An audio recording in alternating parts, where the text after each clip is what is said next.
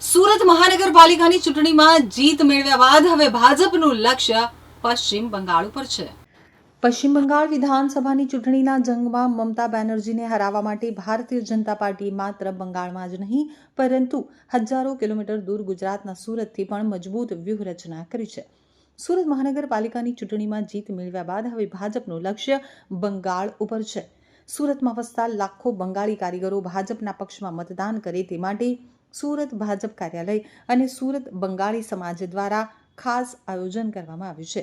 આ અભિયાન અંતર્ગત કુલ 4 સ્પેશિયલ ટ્રેનો દ્વારા 5000 જેટલા મતદારોને વિનામૂલ્યે પશ્ચિમ બંગાળ પહોંચાડવામાં આવશે।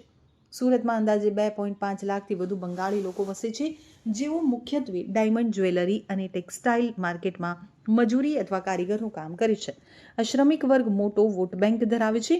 ચૂંટણીના સમયે રિઝર્વેશન ન મળવાને કારણે ઘણા લોકો વતન જઈ શકતા નથી। આ સમસ્યાને ધ્યાનમાં રાખી અને ભાજપ દ્વારા આ શ્રમિકોને સીધા પશ્ચિમ બંગાળ મોકલવાની યોજના ઘડવામાં આવી છે। ભાજપને આશા છે કે સુરતથી જનારા આ હજારો મતદારો ત્યાં જઈ અને ભાજપના પક્ષમાં માહોલ બનાવશે। ચૂંટણીના તબક્કાઓને ધ્યાનમાં રાખી અને ટ્રેનનું શેડ્યુલ નક્કી કરવામાં આવ્યું છે। સુરત બંગાળી સમાજના અગ્રણી વાસુદેવ અધિકારીએ જણાવ્યું હતું કે પશ્ચિમ બંગાળમાં પરિવર્તનની લહેર છે અને તેને સાકાર કરવા માટે આ કામગીરી ચાલી રહી છે। તો સુરત ભાજપ કાર્યાલય અને બંગાળી સમાજ દ્વારા ટ્રેન સુવિધા એકદમ ફ્રી ઓફ કોસ્ટ રાખવામાં આવી છે। મધ્યમ અને ગરીબ વર્ગના કારીગરો જેઓ મોંઘી ટિકિટ કે પ્લેનનો ખર્ચ ઉઠાવી શકતા નથી તેમના માટે આ એક સુવર્ણ તક છે। ભાજપ આ માધ્યમથી એ સાબિત કરવા માંગે છે કે તેઓ કાર્યકરો અને મતદારોની પડખે ઊભા છે।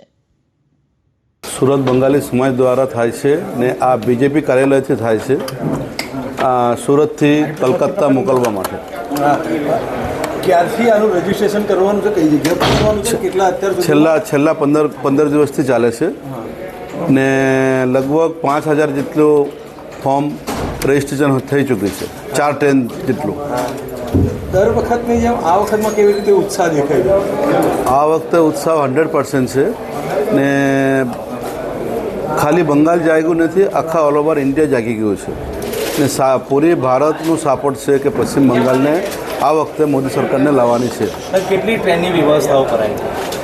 ત્યાંથી લગભગ અત્યારે સુધી 4 ટ્રેનની અમે તો ફોર્મ ભરી ચૂક્યા છે, આગળ વધશે। ખાસ કરીને સુરતમાં કેટલા મતદારો રહે છે પશ્ચિમ બંગાળમાં?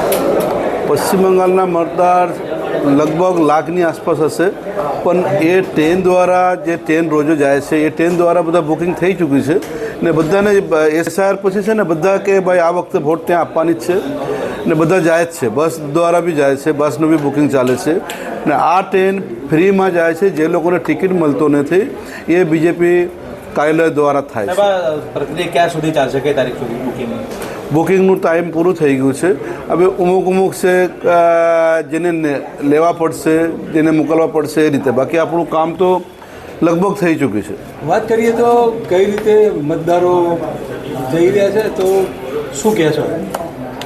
મતદારો જાય છે ત્યાં મેન સમર વેકેશન બી છે ને ત્યાં જાય છે, વોટિંગ કરવા જ જાય છે, બીજેપીને જ વોટ આપવા છે, બીજેપીને વોટ આપવા માટે જ અહીંયાથી વાત જાય છે। કરીએ તો ત્યાં આગળ હમણાં એક સુભાષચંદ્ર બોઝ પરિવારનું એક પેલું કામ, એ બાબતે કઈ રીતે બોલવો છે? સુભાષચંદ્ર બોઝનું એના પરિવારવાળાએ એક આક્ષેપ કરેલો છે, એ બાબતે શું કહેવાનું? એ મને જાણકારી બહુ નથી, એમના ભત્રીજો છે પણ જાણકારી એમાં નથી બહુ વધારે।